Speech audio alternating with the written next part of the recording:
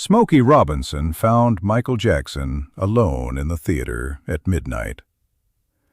The theater was dark except for the stage lights Michael had asked someone to turn back on. He was practicing the same 8 counts over and over. Smokey sat in the 3rd row and watched for 20 minutes before Michael knew he was there. The date was March 24th, 1983. The following evening, at the Pasadena Civic Auditorium, 25 years of Motown records would be celebrated in a television special that would be broadcast to 47 million people across America. The show had been organized around the label's history, its artists, its catalog, its cultural significance. Every major Motown act had been invited. Many had agreed. The audience would include people who had been part of the label's story from its earliest days. Michael had been scheduled to perform 2 songs, a medley of Jackson 5 hits with his brothers, and Billie Jean, his own, solo, the song from Thriller that had been at #1 for 7 weeks. What he had decided to do with Billie Jean, specifically what he planned to do in the breakdown section of the song, he had not told anyone in the production team. He had been working on it for weeks. Tonight, he was working on it alone in an empty theater at midnight. Motown 25. Yesterday, today, and forever was the largest celebration in the history of Motown Records, a television special organized to mark the 25th anniversary of a label that had changed the course of American popular music. Berry Gordy had founded Motown in 1959 with $800 borrowed from a family savings plan and a specific conviction that the music being made in Detroit's black community, the gospel, the rhythm and blues, the specific quality of voices shaped by the church and the street, deserved production that would allow it to reach every ear, everywhere. He had been right. By 1983, Motown's catalog included some of the most significant recordings in the history of popular music: Stevie Wonder, Diana Ross, Marvin Gaye, The Temptations, The Four Tops, Smokey Robinson. A generation of artists who had defined what American popular music sounded like. The television special was designed to gather these artists together, to place them on a stage, in a room, to recall and celebrate what had been built. For many of them, it was a homecoming. For the viewers at home, it was the specific pleasure of watching people from your past look at each other across 25 years and still recognize what they shared. For Michael Jackson, it was something more specific than a homecoming. He had grown up inside Motown, had arrived at 11, and had been shaped by the label's infrastructure, its production standards, its particular vision of what black excellence in popular music could look like. He had been the youngest performing member of the Jackson 5, and had understood, in the years since leaving Motown, that what he had been given there, the training, the standards, the specific demanding vision of quality that Berry Gordy had applied to every record that left the building, had been foundational. He had not performed live on television in years. He had never performed Billie Jean live. This was the night he would change both of those things at once. Smokey Robinson and Michael Jackson had a relationship that was built on the specific intimacy of Motown, the world where both of them had learned what they were. Smokey had been at Motown almost from the beginning, had been one of Berry Gordy's earliest artists and collaborators, had helped shape the label's sound and its creative culture in the years before Michael arrived. He had known Michael since Michael was 11 years old. He had watched him develop inside the Motown system, had been in the building during the Jackson 5 sessions, had been present for the specific transformation of a gifted child into something that the building's considerable experience with gifted people had never quite seen before. Smokey had a quality that the people who knew him well described consistently: the capacity to hold what he saw about people without needing to do anything with it. He watched. He understood. He did not, in most cases, offer what he understood unless he felt it was specifically useful. He had watched Michael from the time Michael was 11. He had understood something about what Michael was, about the specific cost of being that thing, about the particular loneliness of a gift that operated at a scale that made ordinary human contact structurally difficult.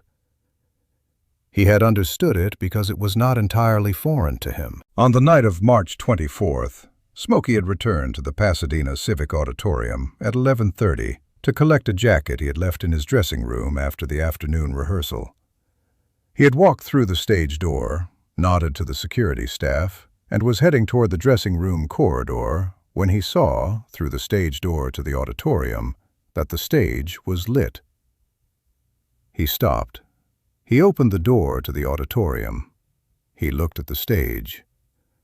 He went in. What Michael was working on at midnight in an empty theater was the breakdown section of Billie Jean, the specific transition in the performance where, for 16 bars, the song created the space for something that was not singing.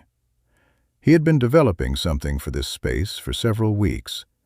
Not a dance routine in the conventional sense, not choreography designed to be visually impressive at a distance, something more specific, a vocabulary of movement built around the illusion of weight shifting without weight moving, of momentum without displacement, a language that the body could speak independent of the music, in dialogue with the beat rather than in service of it.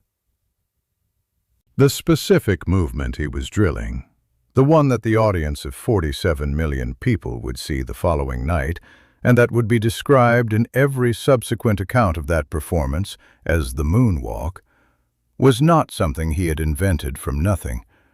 He had been influenced by existing traditions of street dance, by specific techniques he had observed and absorbed over years of watching other performers, by the particular physical intelligence of a dancer who had been developing his body as an instrument since childhood. What he had done was take what he understood from those influences and find within it a specific movement, a backward glide that produced the visual effect of walking forward while moving backward, and develop it to the point where it looked effortless. The effortlessness was the result of the drilling. The drilling was what he was doing tonight. He did the 8 counts. He stopped. He looked at his feet. He did them again. 20 rows back, in the dark, Smokey Robinson sat very still and watched. Smokey sat in the 3rd row of the empty auditorium for 20 minutes. He watched Michael drill the same sequence. 8 counts, stop. Look at the feet. 8 counts again. The repetition had the quality of a person who has a problem, a specific technical problem, and is solving it by doing the thing over and over until the solution becomes physical knowledge rather than conscious instruction, until the body knows it without the mind having to tell it. What Smokey observed from the 3rd row over those 20 minutes was the specific quality of preparation that he had seen, in his years in the industry, in only a small number of performers. The capacity for self-assessment without self-criticism, the ability to watch your own work clearly, to see what is not yet right without being derailed by the distance between the current version and the intended version. The patience of someone who trusts the process because they have been through it enough times to know that repetition is not failure, it is the method. At some point, Smokey could not say exactly when, Michael looked up from his feet and looked out into the dark auditorium. He stood very still for a moment. He said, "Smokey?" Smokey said, "Yeah." He said it from the third row without moving, in the quiet of the empty theater, in the specific, easy way of someone who has been found doing something they weren't hiding. Michael looked at him for a moment. He said, "How long have you been there?" Smokey said, "A while." Michael said, "Did you see it?"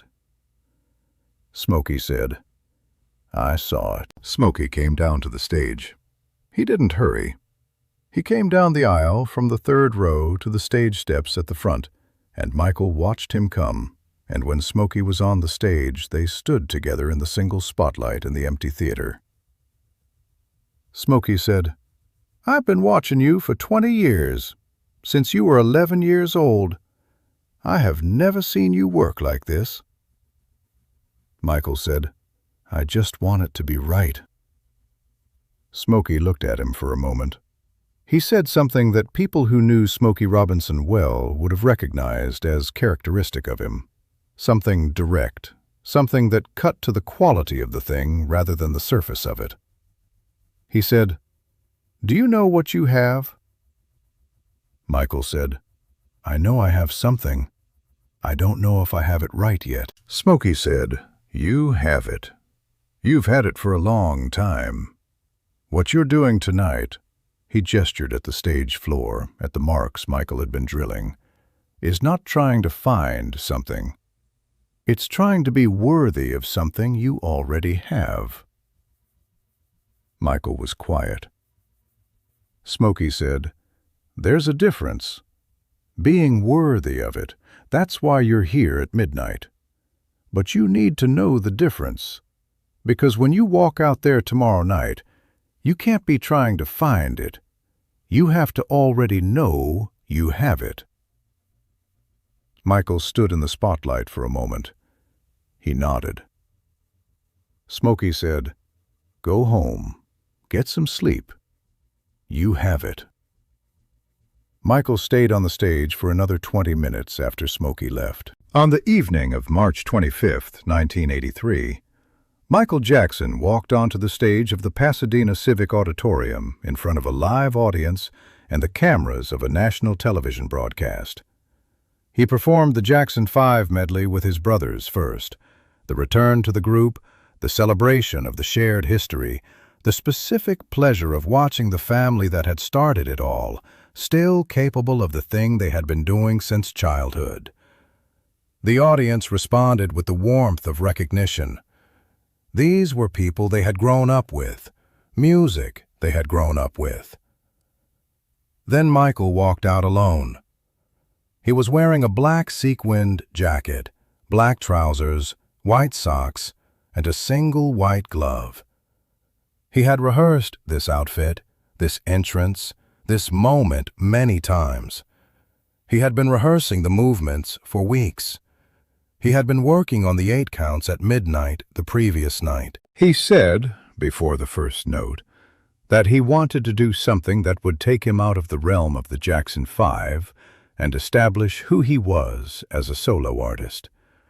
He said it from the stage to the audience directly. The audience listened. The music started.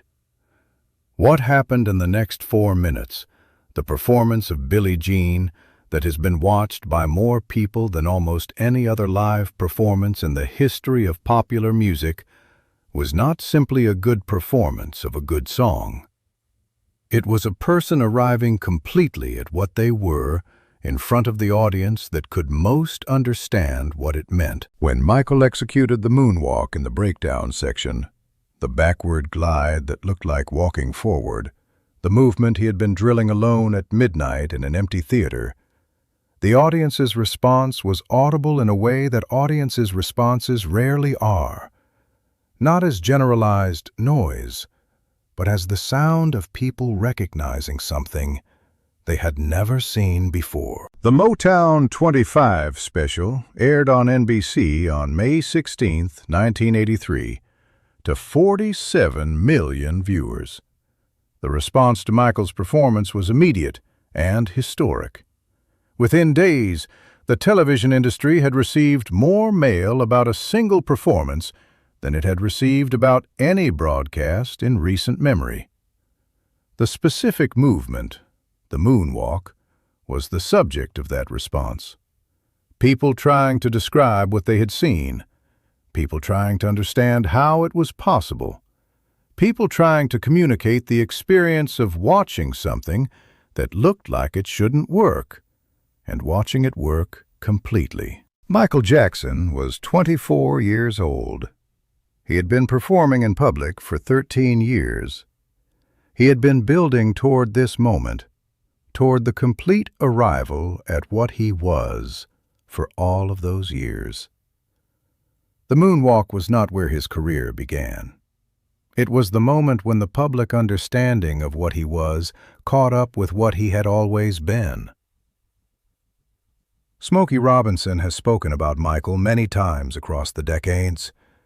He has spoken with the specific authority of someone who knew him early and knew him well, who had watched him from 11 years old and had been present for moments that the public record does not contain. He has said, Michael understood that performing was not about showing people something. It was about showing people themselves. Every movement, every note, it was a mirror. He was always showing you something about what it means to be human, to feel deeply, to want something better. He has said, I saw him work for it the night before the night everyone else saw the result. That's what I remember. Not the moonwalk. The midnight before the moonwalk. Subscribe if this story stayed with you. Leave a comment. What did Motown 25 mean to you? Share this with someone who needs to be reminded that the visible results are built in the dark.